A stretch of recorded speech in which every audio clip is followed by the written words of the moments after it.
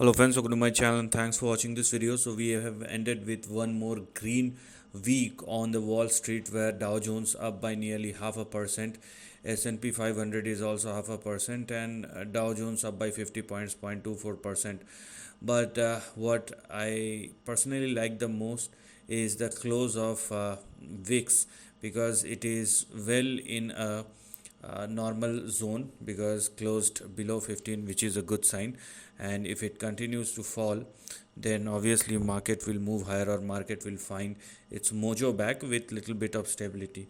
Now the big question is, I mean, please share your thoughts on this because I'm more into charts, so I do not talk about, and when I do talk about, I generally don't like to analyze all these geopolitical things or geoeconomical things which has been going on because I personally believe that market knows the best. And apart from all these geopolitical, geoeconomical things which are going on, be it the tariff or be it rate cuts and all those things, why stock market is moving higher?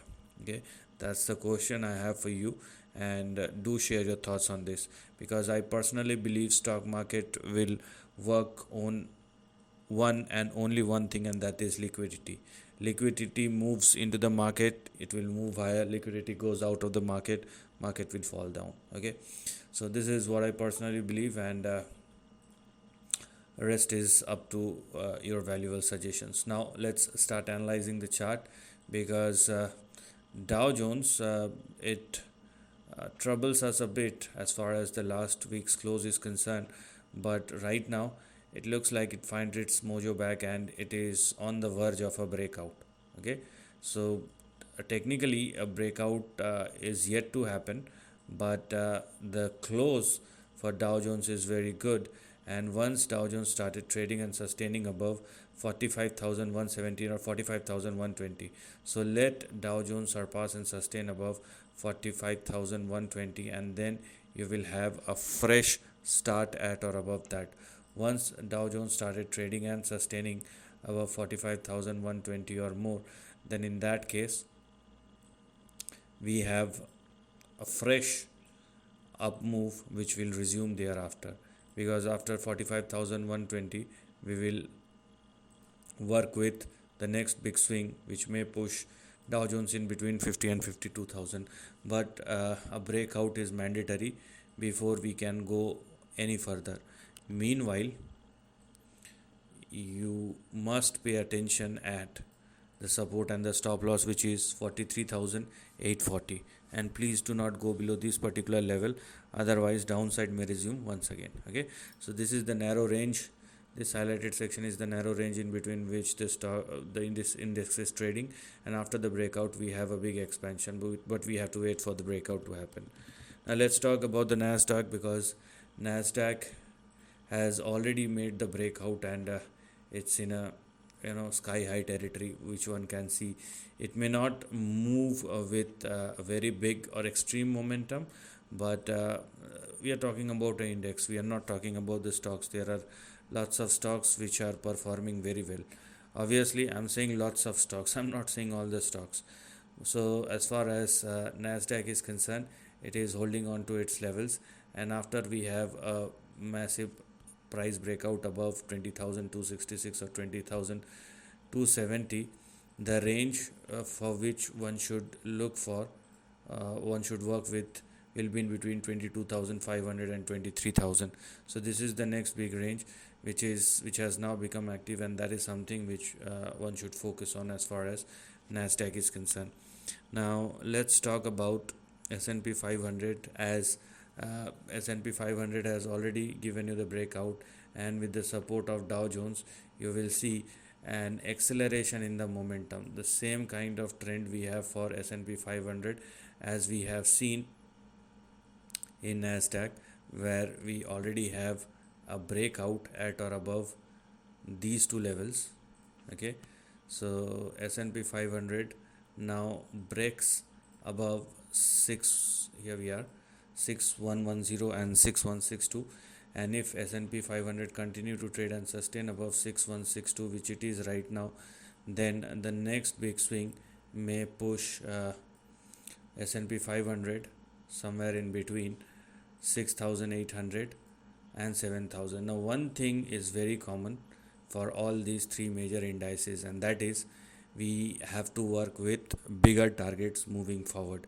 We want confirmation for Dow Jones, but as far as Nasdaq and S&P 500 is concerned, uh, you should look for the new range which has already become or which has already begun, and the fresh uptrend or the fresh range is already active. Now what I personally believe is, as I told you, the numbers and the reason for this kind of you know uh, strong market is the movement, or one of the reasons, primary reason, is the movement in dollar index. Dollar index going down, which means uh, currency is depreciating, and when the currency is depreciating, it is always good for the stock market. And because US dollar is still the reserve currency, that's why it is not only good for the US market but also for the market across the globe. So I have been talking about the weakness of the dollar index. So now we have our resistance for dollar index in between 98.8 and 98.98, and as we can clearly see, after testing the highs, it is now moving lower, and the next big support which we have for dollar index will be in between 96.63 and 96.38.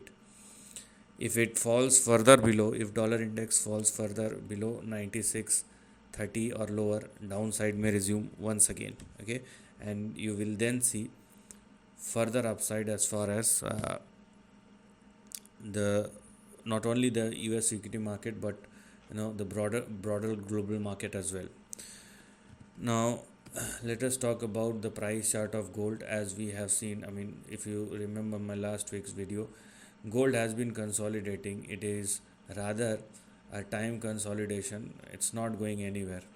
Okay, it is technically now, as the trend develops, we will surely get to know, and it's been extremely clear as far as the price chart of gold futures, that gold futures is now trading in between a range where we are going to have our support, beg your pardon, target and resistance in between 3482 and 3524, and we're going to have our support somewhere in between, support and stop loss in between 3127 and 3175. So this is the range in between which the price chart of gold futures has been trading, and it is just taking its time out before the next big move.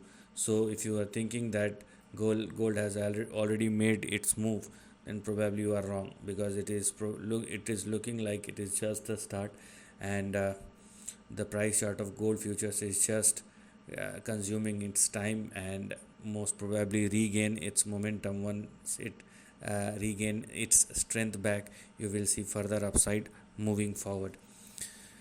Now last time we also talked about copper, and let us see, because copper is something which is trading at a very important level, or it has already broken out.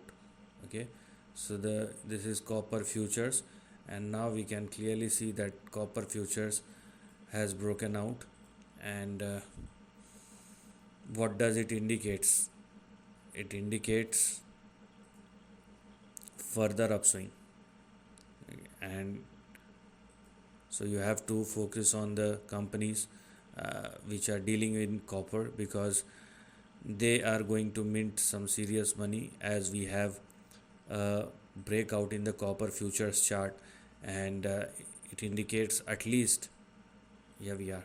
So what we can indicate, or what we can get with this price action, because as we have a fresh breakout in the copper chart, it is clearly indicating that now we have a fresh up move which has already been started, and the next big swing may push dollar somewhere in between. Let me show it to you. So commodity is getting costlier. Now we have to see a range which has now become active, may push copper in between 11 and 17.5 moving forward. So it's more than double, and this is something which you have to keep your eye on.